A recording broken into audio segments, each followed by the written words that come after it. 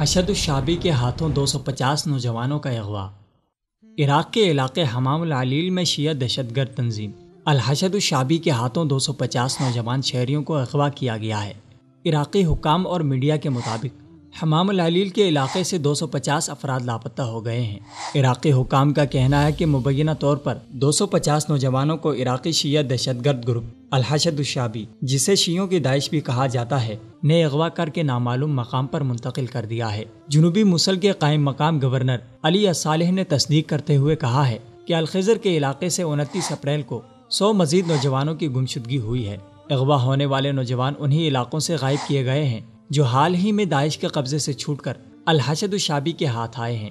مقامی لوگوں کا کہنا ہے کہ الحشد الشعبی ہی نوجوانوں کو اغوا کرنے کا مرکزی کردار ہے، کیونکہ الحشد الشعبی اس سے قبل کمسن بچوں کو بھی اغوا کر کے انہیں دہشت گردی کی ٹریننگ دیتی رہی ہے۔ 8 سے 12 سال تک کے بچوں کو نامعلوم مقام پر اسلحہ چلانے کی تربیت، خودکش بم دھماکوں کے لیے تیار کرنے اور تخریب کاری سکھلانے والی حشد الشعبی چھوٹے چھوٹے بچوں کو ایرانی جنگ کا ایندھن بنا رہی ہے۔ بچوں کو مقدس جنگ کے نام پر ورغلا کر انہیں حملوں میں استعمال کیا جاتا ہے۔ الحشد الشعبی دیگر شیعہ دہشت گرد تنظیموں کے مقابلے میں سب سے زیادہ شفاق اور بے رحم ہے۔ اس تنظیم کے دہشت گرد کارندے لوگوں کو زندہ آگ لگا کر انہیں تڑپا تڑپا کر مارتے ہیں۔ کچھ ایسی ویڈیوز بھی منظر عام پر آئی ہیں جن میں حشد الشعبی کے شفاق قاتل انسانیت دشمنی کی انتہا کرتے ہوئے سنی مسلمانوں کو چاقوؤں، چھریوں اور خنجروں سے وقفے وقفے سے اذیت دے کر قتل کرتے ہیں۔ حشد الشعبی کے ہی بھیجے ہوئے کارندوں نے شام کی صبح حلب کے سقوط کے وقت وہاں کے اموی مسلمانوں کی صدیوں پرانی قبریں کھود کر ان سے انسانی کھوپڑیاں نکال کر فٹ بال کھیلی۔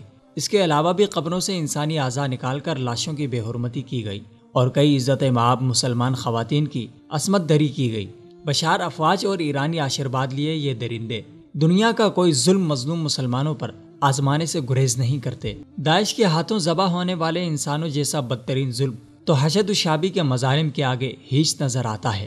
شام و عراق کے مسلمان داعش اور الحشد الشعبی جیسی شفاق دو انتہاؤں کے بیچ پس رہے ہیں، جبکہ ان دونوں انسانیت اور اسلام دشمن طبقات کی سربراہی ایران کر رہا ہے، جس نے اپنی پراکسی وار لڑنے کے لیے یہ تمام نقشہ تیار کیا۔ آج شام و عراق کے لاکھوں مسلمان اسی جنگ سے لقمہ اجل بن گئے۔ لاکھوں لوگ در بدر کی ٹھوکریں کھا رہے ہیں۔ ہزاروں بے گھر اور ہجرت کرنے والے لوگ قریبی ممالک کی خاک چھانتے زندگی کے تلخ گھڑیاں بتا رہے ہیں۔